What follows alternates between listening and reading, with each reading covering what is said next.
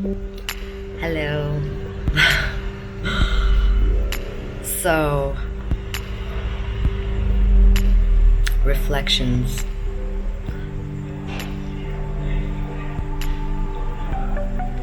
You know, when I came to Greece,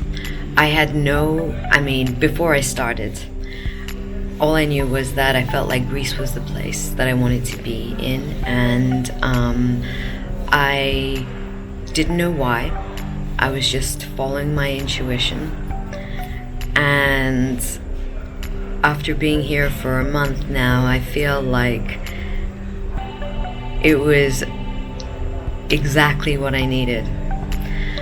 So, firstly, I've met a really cool group of people, and they are very welcoming. And what I love about them is that they didn't, other than asking me like where I'm from, and me just saying Switzerland, they didn't ask me anything else. They didn't ask me how old I was, or what my background is, other than unless it was like a topic of conversation, and it happened naturally.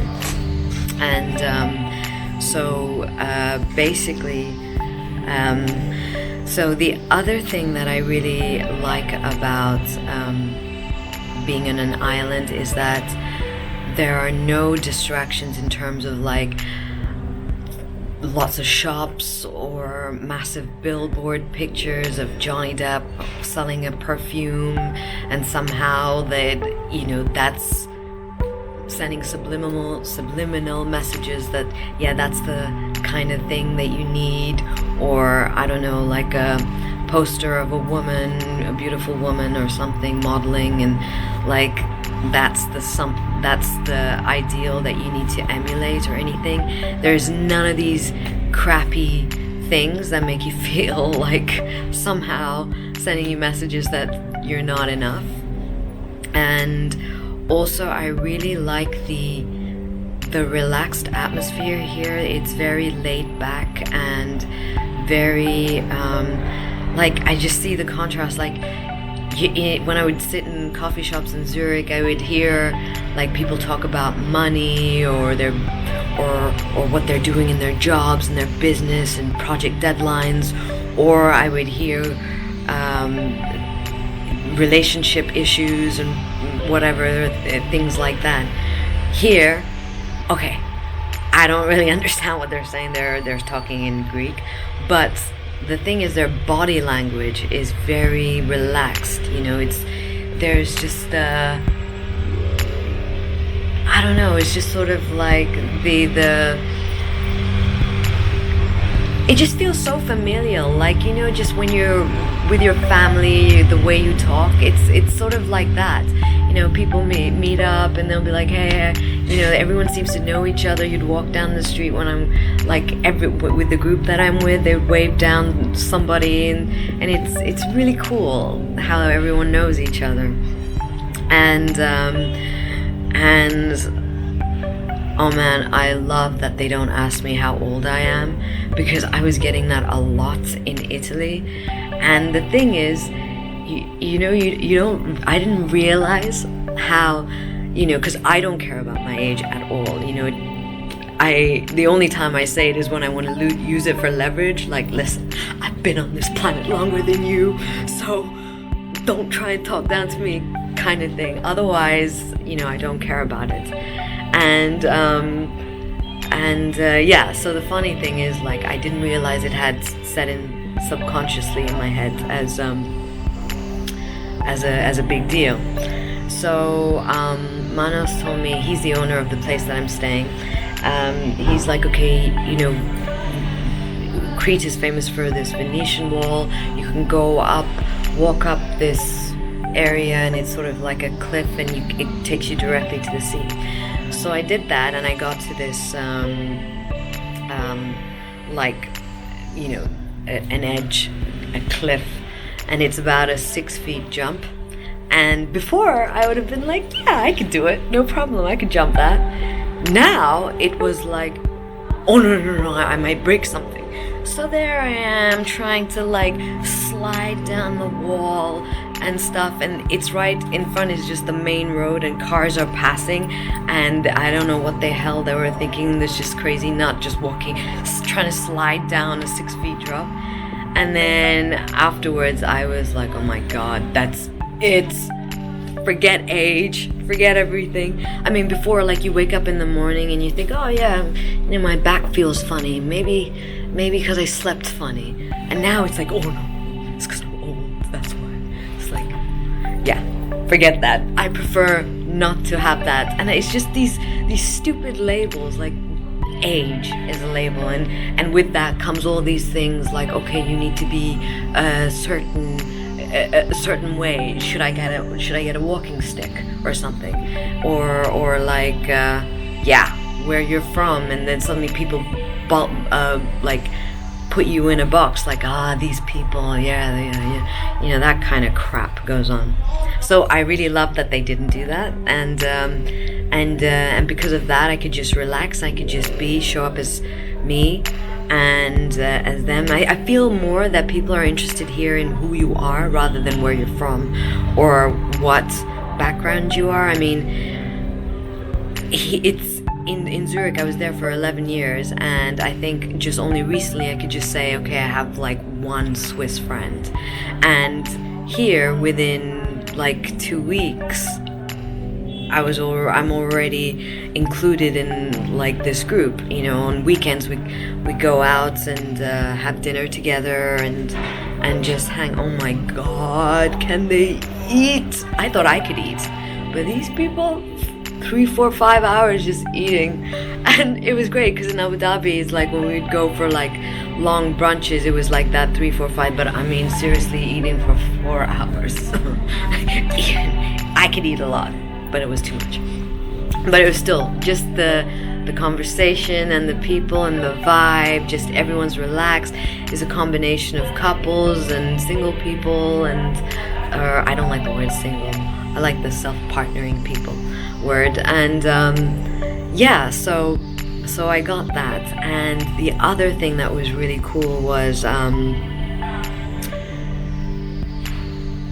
I really got the space that I was looking for to think clearly and to be away from distractions.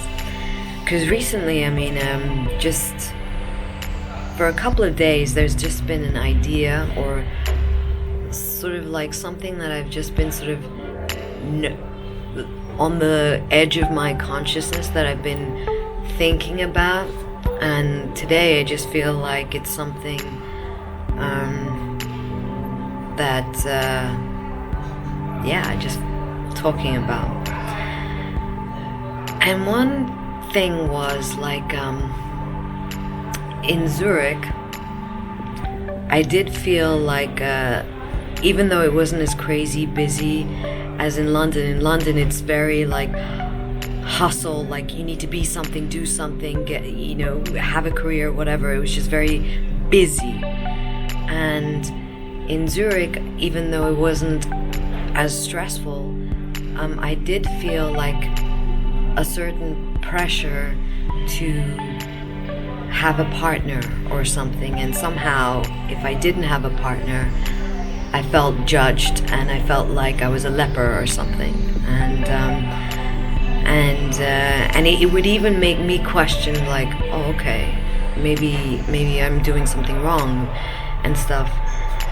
And then when I came here and I got the space, just being, first of all, being and connecting around people that I really don't feel judged or pressured to be anything, and nor is the culture very like, who are you, what do you do, what's your status, that kind of crap.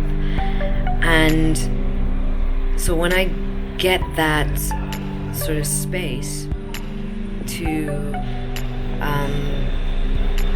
just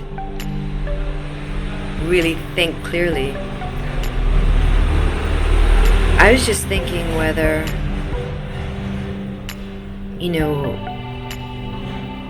I mean, who says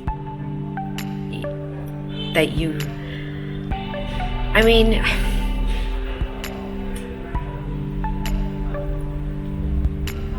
when you're growing up, there's this expectation that, okay, you get a job, you have a career, you get married, you have a family, and then,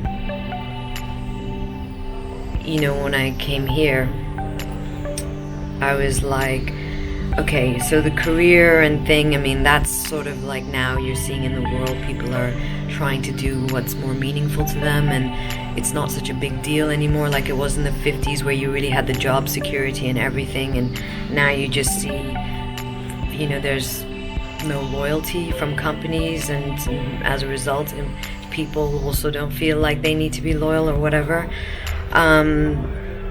The other thing was the whole concept of relationships and partners and things, and it just made me think like, okay, now that I removed myself from the environment of being in a place or country where there's this sort of expectation and pressure to have a partner, and if somehow if you don't have one, that you're there's something wrong with you, or you're a leper. And now I'm just like, okay, I'm in a place where I feel accepted as I am. Does one really need a partner then? If, you know, it takes that pressure off. I mean, I don't, you know, I mean, don't get me wrong. It's still a dream, I guess, of mine to have a family of my own. And actually, you know what? I don't even know anymore. It was for a long time, but now I'm like, yeah. If you're part of a community and you feel a sense of belonging and acceptance for who you are and the person that you are, and you don't have the expectation to impress, because here it's not an egocentric place. They really don't care for that. It's about, like I said, the intelligence that you have, the kind of person that you are, and the openness and the authenticness that's important here, which I didn't feel. I felt more in places like London and Zurich. It was status and just all about the external stuff. And being here, I'm just sort of like questioning all of that. I mean, don't get me wrong, I don't want to be alone or anything like that.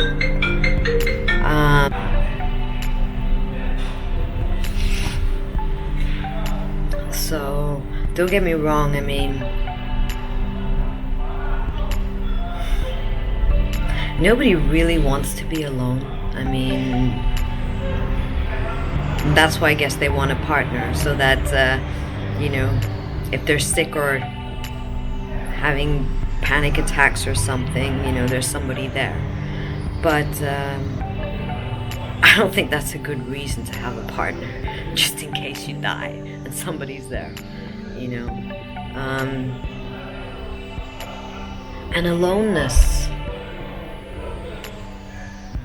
You could be in a crowd of people and feel completely alone, and you could be alone and feel completely happy and complete. And I've definitely experienced that. And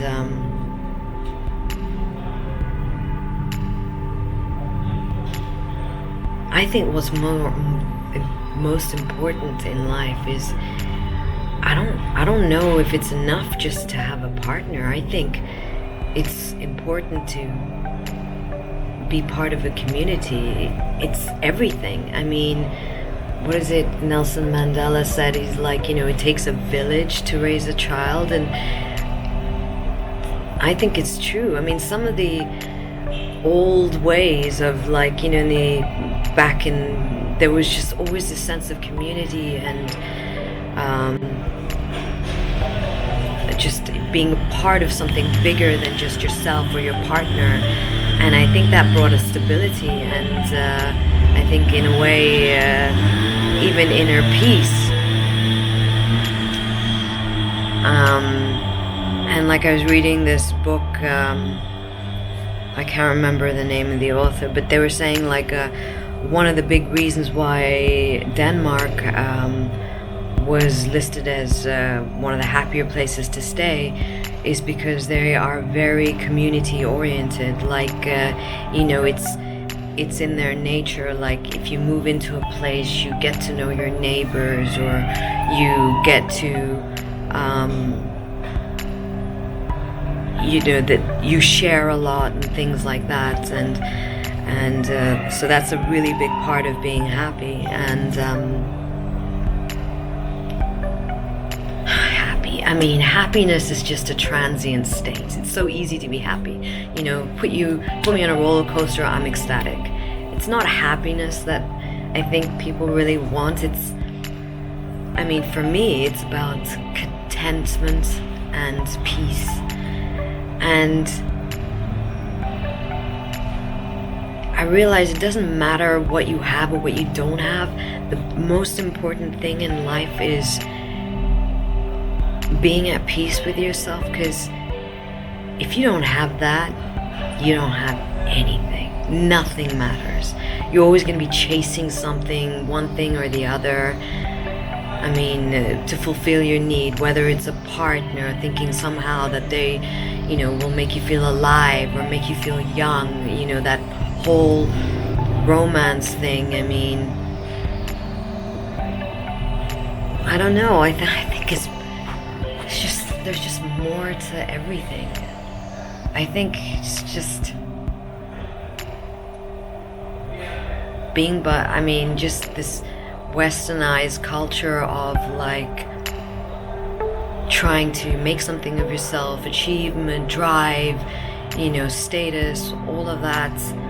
I think it just gets very lonely and isolating. And when I think about it, I find when I'm in the West or when I'm in the East, I find the Eastern people, there's more of a sense of community and harmony, and sort of like the attitude is like, let's build something together. And the Western attitude, I'm generalizing, but for me, it feels more like, okay, I need to achieve something, I need to be something, and I think both sides, I don't think one is better than the other, for sure. I don't think, but neither do I think that both sides are great and both sides are bad. I think there's importance and value in both. Like, without the drive, achievement of wanting to self-actualize and things like that, I don't know if people would. There's a lot of wealth in the Western with people trying to be something. And in the Eastern, okay, maybe they don't have that much wealth, but they have more of a familial quality. And of course, when you have being part of the community, the downside is there's a sort of like tribal mentality, which means like trying to stand out, or if you have an opposing view, you get ostracized quite quickly. And so then you end up having to adapt your thinking to what the tribe wants, which is not great. And that's where the Western sense of individualism is and the progressive thinking and forward thinking is very important. But I think that both sides, I think in each of us there is a side where we need to embody that Western sort of being able to stand your ground and not being afraid to stand your ground, and with an element of being part of a community. That's very important to have, for me anyways, to feel a sense of belonging. Otherwise you're just sort of like nomadic and just going from one place to another. The best part of being a nomad is just the way you learn so much from different cultures, and you take the best away, like from like in Switzerland, kindness and honor is integrated into the way they are. I really feel that. I see that, like, just from the way, like, they expect you to buy a ticket. There's no barriers or anything, forcing you, like, you need to have a ticket to get a train. They expect you to do that, and they're also quite matter of fact, and I really like that. In London, you have, because it's such a melting pot, and I find that the people are so open-minded, and they're so willing to learn from, look at things from different perspective, and they're really creative. There's a reason why some of the greatest bands in the world are British: Led Zeppelin, Beatles. Okay, I'm not a big fan of the Beatles, but still, Eric Clapton. And then, so each, and then in Greece, what I really love about them is that they're very down to earth, and they're very humble and authentic. They don't try and be anything. They're not egocentric. They're not trying to big them up. We don't have conversations here about status and shitty things like that. And it's just a brilliant contrast, and that's the brilliant thing about when you travel alone, and you really get to, because then you're forced to integrate and be around, mix with the people. And like I said in one video, is like when there's a group of people and there's everyone's different and foreign, everyone tries to band together to find something common about them, so that they find this community. And whereas if one person is out, and then you have that homogenous group, the one person's out feels they have to embody the homogenous group and like of people, and the other people are more like, okay, this is how you're different from us, kind of thing. So these are just thoughts that are going through some of the reflections that I'm having. Nothing's foolproof. I haven't reconciled anything.